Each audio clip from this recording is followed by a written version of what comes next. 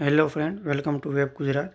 આજે આપણે ગુજરાત ગૌણ સેવા પસંદગી દ્વારા જે કાંઈ એક્ઝામ લેવાની છે CCE, તેને અભ્યાસક્રમના જે સિલેબસ છે તેની વિશે આપણે ચર્ચા કરીશું. તો આપને ખ્યાલ છે કે ગ્રુપ A અને ગ્રુપ B બંને માટે એક્ઝામ લેવાની છે. જે પ્રથમ તબક્કો છે તે MCQ પદ્ધતિથી પરીક્ષા લેવાની છે. તેનો અભ્યાસક્રમ જોઈએ તો 15 ગુણ માર્કનું છે ઇંગ્લિશ, ટેન્સ, એક્ટિવ હોય, પેસિવ હોય, ડાયરેક્ટ, ઇનડાયરેક્ટ સ્પીચ, બરાબર, નાઉન, પ્રોનાઉન છે, synonym, antonym, one word substitution, બરાબર.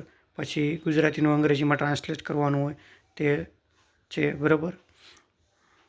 એ આપણે અંગ્રેજીની અંદર એવા પ્રશ્ન પૂછવાના છે 15 જેવા.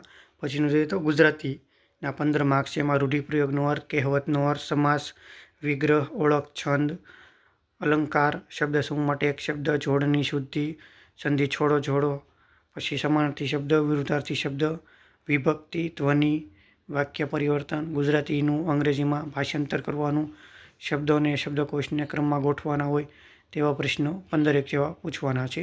પછી જનરલ અવેરનેસ અને કરંટ અફેર્સ જે 30 માર્કનું પૂછાવાનું છે. પછી કોન્સ્ટિટ્યુશન એટલે કે ગણિત, તો ગણિત છે, બરાબર, તે 10મા ધોરણ કક્ષાનું છે, 30 માર્કનું છે.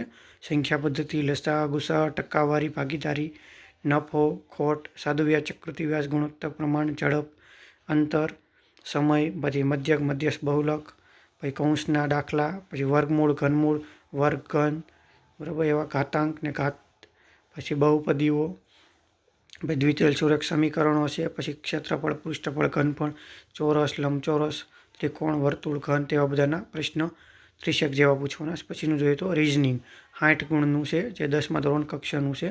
કોડિંગ, ડીકોડિંગ, લોહીના સંબંધો, ઊંચાઈ અને ઉંમરના દાખલા, જ્ઞાન, દિશા, પછી ઘડિયાળ ને કેલેન્ડર, વેન ડાયાગ્રામ, ક્રમ, સ્થાન, સમાંતર શ્રેણી, ખૂટતી કડીઓ, પછી ચિત્ર આધારિત સામાન્ય તાર્કિક પ્રશ્ન, સંભાવના, માહિતીનું અર્થઘટન અને માહિતીની પર્યાપ્તતા સમિતિ.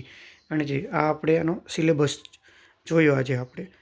જો તમને આ વિડીયો ગમ્યો હોય તો લાઇક, શેર અને સબસ્ક્રાઈબ કરજો. જય હિન્દ, જય ભારત.